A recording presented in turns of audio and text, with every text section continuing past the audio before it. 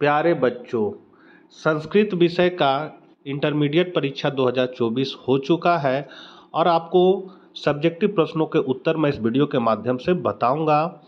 श्री ब्रजेश कुमार त्रिपाठी जो संस्कृत के पीजीटी शिक्षक हैं, उनका केवल संस्कृत विषय का यूट्यूब चैनल है संस्कृत विमर्श। यदि आपको संस्कृत अच्छे ढंग से पढ़ना और समझना है तो आप उनके चैनल को सब्सक्राइब कर लीजिए।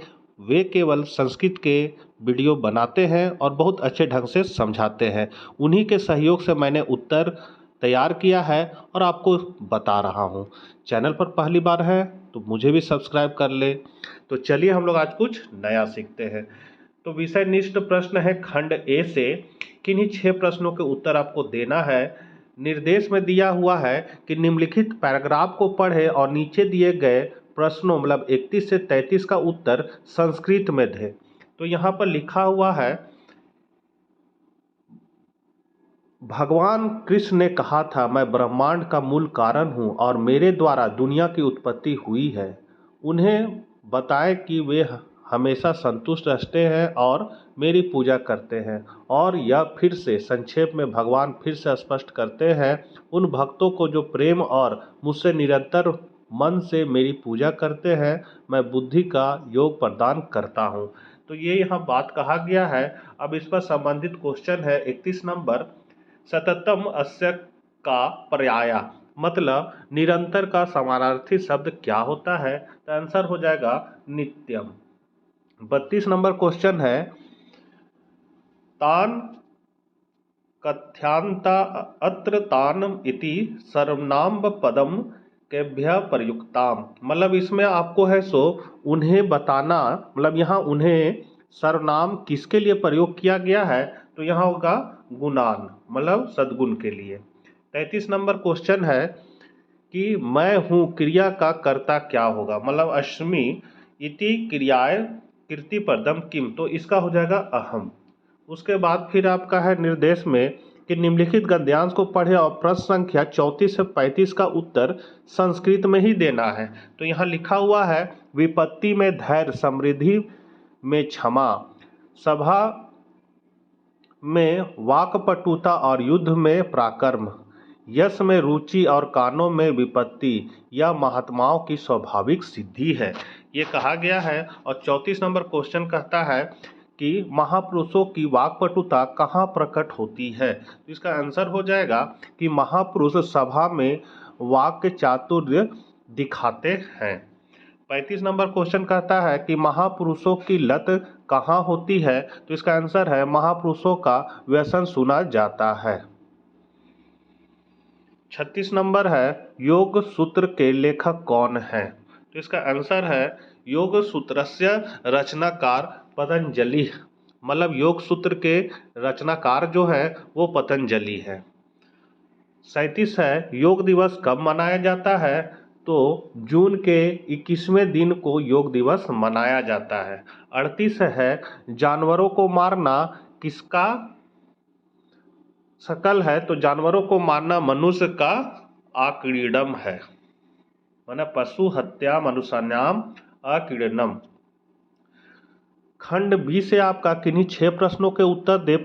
प्रत्येक प्रश्न का उत्तर अधिकतम 150 शब्दों में देना है। तो 39 नंबर क्वेश्चन कह रहा है कि रेखांकित शब्दों के आधार पर प्रश्नों का निर्माण करें, मतलब यहाँ प्रश्न बनाना है रेखांकित शब्दों के आधार पर। तो क है अश्वमेधा इति नामा क्षत्रिय नाम महान उत्कर्ष निष्का। तो इसमें से आपका जो ये है क्षत्रिय नाम, ये आपका क्या बोल सकते हैं रेखांकित पद है। तो इसका आंसर हो जाएगा कि अश्वमेधा इति नामा केशाम महान उत्कर्ष निश्याम। फिर है बृहस्पति इंद्राय प्रतिपद शब्दान उक्तान। तो यहाँ बृहस्पति में अंडरलाइन किया हो जाए तो हो जाएगा का इंद्राय प्रतिपद शब्दान उक्त्यान। कहने मतलब है कि ए नंबर कहता है कि अश्वमेघ क्षत्रियों के लिए उत्कृष्टता का सबसे बड़ा स्रोत है। तो इसका आंसर होगा अश्वमेघ नाम किसकी महान श्रेष्ठता है। दूसरा है कि बृहस्पति ने इंद्र से प्रतिपदा शब्द कहा। तो यहाँ इसका क्वेश्चन बनेगा ख नंबर का कि इंद्र से पति रूप की बातें किसने कही। ग नंबर कहता है योगस्य अष्ट असांगिनी भवति, मतलब योग के 8 अंग है। तो यहाँ क्वेश्चन इसका बनेगा योग के कितने भाग हैं। उसके बाद आपका है 40 नंबर, माने आपका श्लोका सान्य मेलम कुरुत, मतलब गद्यांशों को मिलान करना है, मतलब श्लोक को मिलान करना है। तो यहाँ पर है कि यह देवत्व लाभ या हानि जीत या, तो क्या हो जाएगा, यहाँ क ख ग दिया हुआ है तो यहाँ मिलान किया हुआ है। क जो है वो किससे मिलेगा, तो ये आपका इससे मिलेगा। ख जो है वो मिल जाएगा आपको, ख है सो इससे मिलेगा, और ग है सो आपका बीच वाला से मिलेगा। तो इस तरह आप मिलान कर सकते हैं या फिर नीचे इस तरह लिख सकते हैं।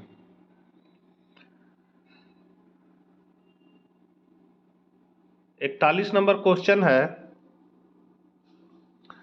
कोष्टक में दिए गए शब्दों में उचित पूर्व सर्ग का माने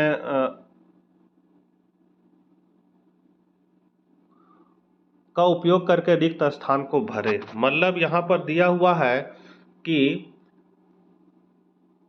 विद्यालय यहाँ लिखा हुआ, तो यहाँ आपका हो जाएगा विद्यालय, मतलब स्कूल के चारों ओर पेड़ है। बी नंबर कहता है कि यहाँ पुत्र दिया हुआ है, तो यहाँ लिखा जाएगा पुत्रेन, मतलब इसका मतलब हो जाएगा पिता अपने बेटे के साथ बाजार जाता है। और सी में यहाँ व्याघ्र लिखा हुआ है, तो यहाँ हो जाएगा व्याघ्रता, तो इसका मतलब हो जाएगा कि वह बाघ से डरता है।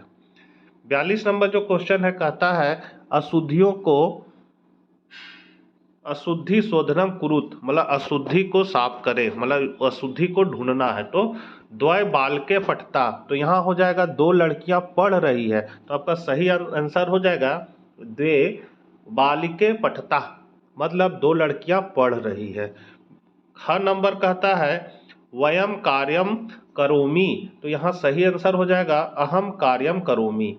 ग नंबर है वंदे माता, तो यहाँ सही आंसर हो जाएगा वंदे मातरम। 43 नंबर जो है वो कहता है पूरा वाक्य लिखो, मतलब त्रयाणाम भुवनानाम समहारा, तो इसका हो जाएगा आपका त्रिभुवनम। माता च पिता च, इसका हो जाएगा पैत्रो। फिर है सप्तनाम अहनाम अहनानम समाहारा, तो इसका हो जाएगा सप्ताह। तो इस तरह इसको, मतलब वाक्य को आपको पूरा समस्त पद को लिखना था, तो इसका समस्त पद सप्ताह हो जाएगा, इसका पितृ हो जाएगा, इसको त्रिभुवनम हो जाएगा। 44 नंबर है कि सामासिक विग्रह कुरुत, मतलब इसको विग्रह करना है। हमारा कृष्णा अर्जुनो लिखा हुआ है, तो यहाँ हो जाएगा कृष्ण चा अर्जुन चा। फिर चतुर्युगी जो लिखा हुआ उसका होगा चतुर्नाम युगनाम समाहारा। पितरों का हो जाएगा माता चा पिता चा। 45 नंबर जो क्वेश्चन है वो कह रहा है कि उचित पूर्व सर्ग जोड़कर रिक्त स्थानों की पूर्ति करें। मतलब इधर आपका दिया है उद्यान, तो यहाँ उद्यानम लिखा जाएगा और हो जाएगा आपका बगीचे के चारों ओर रास्ते हैं। फिर यहाँ लिखा हुआ है कृष्णा, तो यहाँ हो जाएगा कृष्णाय, तो इसका पूरा अर्थ हो जाएगा कि कृष्ण को मिठाई पसंद है।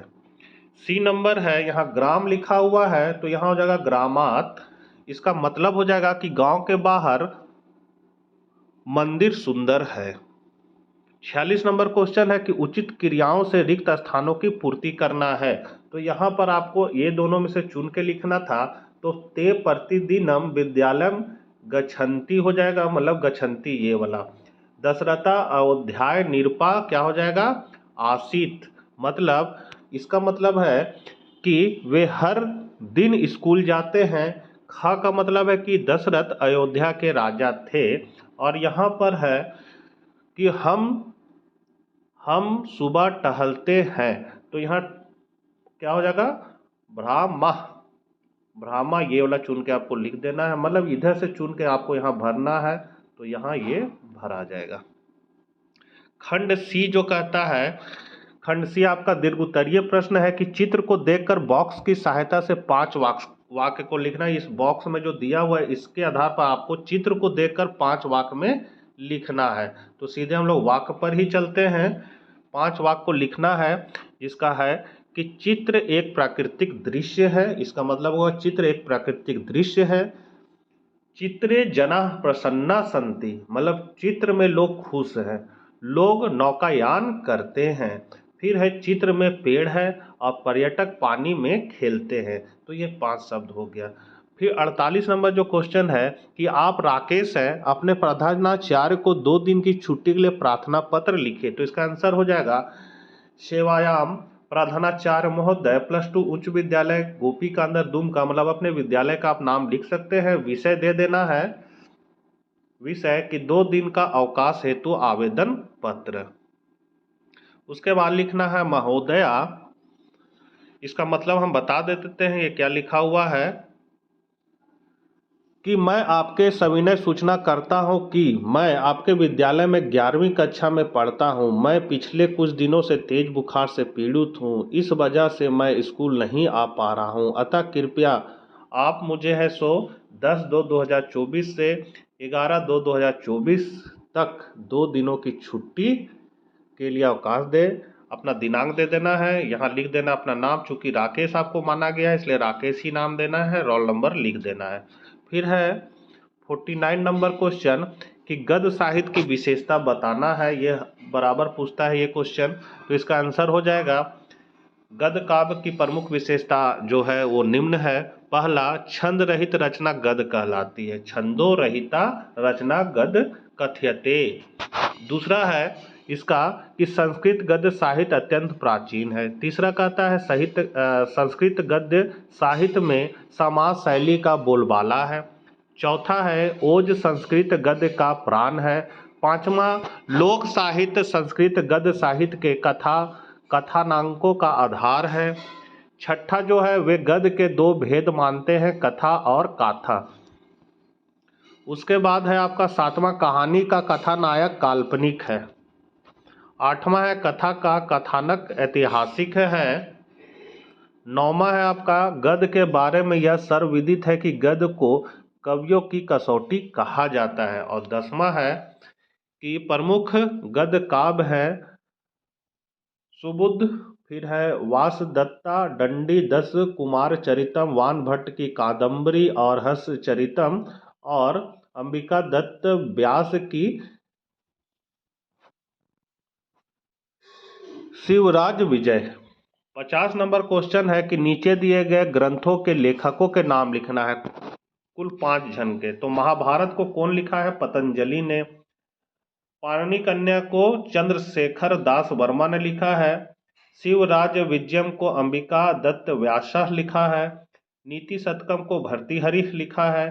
कि राच अर्जुननियम को भारवी ने लिखा है और हर्षचरितम को वान भट्ट ने लिखा है। उसके बाद है बॉक्स में उचित वाक्य चुनकर बातचीत पूरा करें, मतलब इस बातचीत को पूरा करना है। जैसे प्रिया और कलिका का बातचीत है, तो प्रिया कहती है कि कालिके क्या आपने चिड़ियाघर देखा? तो कलिका कहता है आम। फिर है यहाँ पर आप, ये तो क्वेश्चन है इसका सीधे हम यहाँ दिखा देते हैं। मंजूषा से आपको चुन कर लिखना है। पहला मंजूषा में ये वाला आपका भरा जाएगा, ठीक है।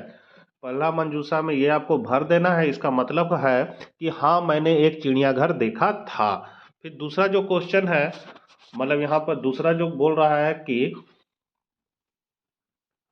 प्रिया कहती है कि चिड़ियाघर का नाम क्या है? तो कलिका कहता है कि दूसरा नंबर में आपका भरा जाएगा ये वाला कि मैंने रांची में एक चिड़ियाघर देखा, मतलब चिड़ियाघर का नाम क्या है? रांची में चिड़ियाघर, रांची नगरे जंतुशालायाम अपश्यम। उसके बाद तीसरा नंबर कहता है, प्रिया कहती है कि चिड़ियाघर का नाम क्या है? ये तो तीसरा में हो गया। चौथा में है प्रिया कौन से जानवर हैं? प्रिया कहती है वहाँ कौन से जानवर हैं? तो यहाँ चौथा का आपका हो जाएगा कि हिरन है, शेर, भालू, हाथी आदि है। और 5वां नंबर जो है वो कह रहा है कि प्रिया कहती है कि क्या वहाँ पंछी भी हैं? तो बोला हाँ। 5वां नंबर में आपका भरा जाएगा ये वाला 5वां में, हाँ मोर, तोता, सारस और अन्य पंछी है। उसके बाद आपका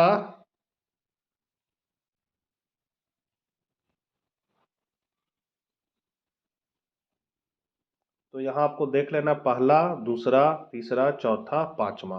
5 यहाँ सवाल जो दिए हुए हैं, पहला, दूसरा, तीसरा, ये तीसरा, ओ सॉरी, ये तीसरा, चौथा और पांचवा। तो ये पांचों का यहाँ पर लिख दिए हैं कि कौन कौन किस में जाएगा। ठीक है। अब लास्ट क्वेश्चन, लास्ट क्वेश्चन जो कहता है निम्नलिखित कहानी को बॉक्स में से उचित कोड भरकर पुनः लिखें। तो ये कहानी है, और यहाँ जो आपको देख रहे हैं ये आसमानी रंग से जो लिखा हुआ है, वही चीज़ को ये बॉक्स में जो दिया हुआ था यहाँ पर, इसी से चुन चुन कर आपको भरना था। अब इसका कहानी का हिंदी बता देते हैं। यहाँ कह रहा है कि वह एक लोमड़ी के साथ जंगल में रहता था। एक दिन वह खाना खाने गया में इधर उधर घूमता रहा, लेकिन उसे कहीं भी खाना नहीं मिला। तो उसने पेड़ पर बहुत ऊपर एक कौवा वह संकट घटित हुआ देखा। उसके मुंह में रोटी का एक टुकड़ा था। लोमड़ी ने कौवे को बताया और कौवे ने उसे बताया। कौवा, आप कितनी सुंदर है, आपकी आवाज़ बहुत मधुर है, मधुर गाए गीत। लोमड़ी की बात सुनकर कौवे ने अपना मुंह खोला और उसके मुंह से रोटी का टुकड़ा नीचे गिर गया। कुटिल लोमड़ी ने कच्ची रोटी का एक टुकड़ा उठाया और तेजी से भाग गई। तो ये कहानी यही बता रहा है, लोमड़ी और कौवा का कहानी है। तो यहाँ पर आपको जो कहानी है बीच बीच में क्या भरना था, तो यहाँ से ये बॉक्स में से देख देख के भरना था। आशा करते हैं आपको वीडियो देखकर कुछ लाभ जरूर हुआ होगा। मिलते हैं नेक्स्ट वीडियो के साथ, तब तक आज्ञा दीजिए। जय हिंद, जय भारत।